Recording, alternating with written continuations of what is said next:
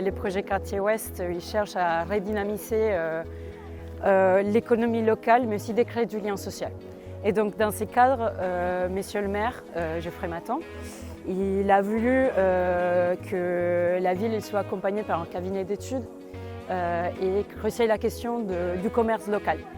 Et donc lors des réunions avec les habitants, il est ressorti le besoin de créer un commerce de proximité, sauf qu'une collectivité territoriale n'a pas vocation à créer un commerce privé. Donc on est dans la recherche de nouveaux modèles. Et c'est dans ces cadres qu'on a invité des habitants le soir pour venir découvrir de nouveaux projets qui sont des modèles alternatifs à un supermarché classique et qui permet aux habitants d'avoir à nouveau les moyens d'accéder à une alimentation de qualité à des prix abordables et avec des caractéristiques du bio. Donc on apprend aux habitants à mieux manger et à créer des liens sociaux en faisant tout ça. Voilà.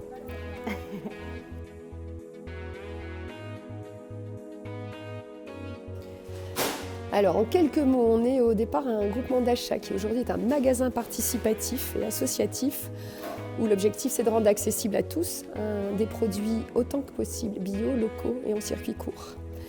C'est aussi du coup aujourd'hui un tiers-lieu où on peut rentrer par d'autres portes que par le magasin.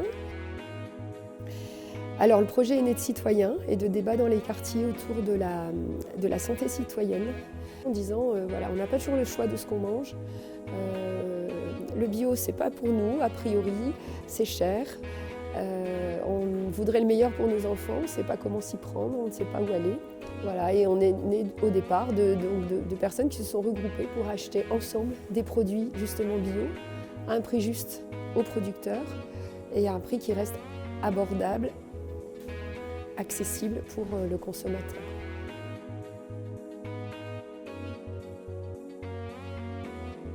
On s'est inspiré d'une initiative qui existait à New York dans les années 70 et qui a été reprise à Paris par une coopérative qui s'appelle La Louve. Ce qui nous intéressait dans ce projet-là, c'est que c'est un groupe de citoyens. Au départ, on est tous habitants de la métropole lilloise. On a envie de bien manger à bon prix, c'est-à-dire à des prix accessibles. Et on se réunit autour de cette idée qu'on va créer un supermarché, notre propre supermarché. Et on répond à un besoin fondamental qui est celui de s'alimenter avec des produits plutôt de qualité, des produits bio, des produits locaux, des produits sains. Dans le magasin, on a assez peu de produits très manufacturés, très marketés, etc. On a des produits qui répondent aux besoins du quotidien pour un certain nombre de personnes. Et on est fiers du résultat, c'est-à-dire d'avoir un magasin qui tourne bien avec 4000 références du quotidien, 1300 personnes, etc.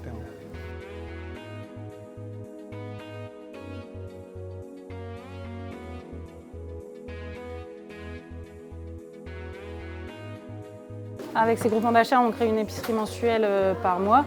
Les gens précommandent 15 jours avant et viennent chercher leurs commandes en épicerie. Les gens, ça leur parle. Et puis on rend accessible ce type d'alimentation qui serait au début peu rebuté, de dire le bio c'est pas pour moi. Et en fait, les gens, on se rend compte que ça les intéresse. Les gens ne le savent pas forcément au début, mais on échange pas mal sur des recettes, sur les produits, etc. Et ça répond à un besoin une offre que les gens ne trouvaient pas sur les quartiers auparavant. Il y a vraiment un besoin de manger et de bien manger parce qu'on est sur des quartiers où il n'y a pas forcément d'offres alimentaires ou d'offres alimentaires de qualité. De participer à un système alimentaire un peu plus équitable, ouais, ça fait du bien. Alors, ces 3 visites à l'initiative sont très bien.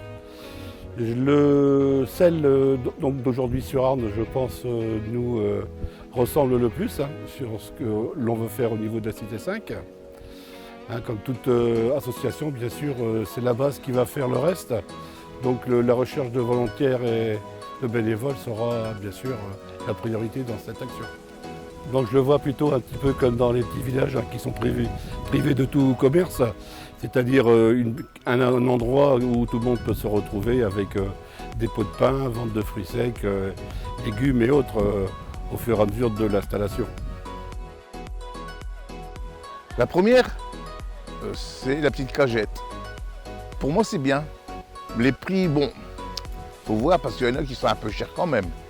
Mais il n'y a pas de perte du fait qu'ils font de la cuisine une fois par semaine pour les légumes restants. Le deuxième, plutôt supermarché. Ça, c'est bien aussi. Bon, ils ont des prix, je suis d'accord, mais ça fait trop gros, là. Là, c'est bientôt une société pour moi. Par contre, ici, au vrac, c'est plus amical, c'est plus familier. Ça me plaît mieux, moi. C'est du vrac, je suis d'accord, mais ça me touche plus, là. Au départ, j'étais pas trop chaud. J'avais pas d'idée du tout. Parce que de mettre une épicerie là, je sais pas si ça va bouger quand même, si ça va marcher.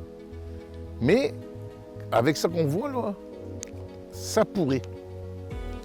Ça pourrait bien se lancer. Ouais.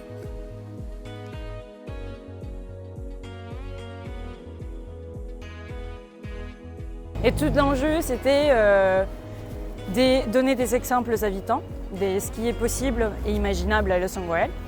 On a appris surtout que sans un réel engagement des habitants, on ne peut pas avancer sur un projet qui donne du sens à la collectivité.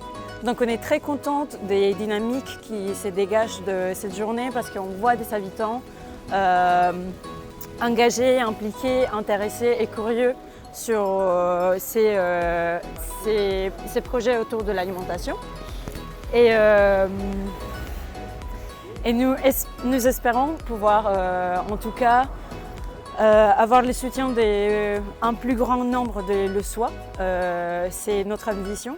Et pour les mois à venir, ce sera la co-construction avec les habitants, les agents et les élus qui ont participé aussi à cette visite à la MEL, de pouvoir imaginer les contours d'un projet qui va venir redynamiser les quartiers ouest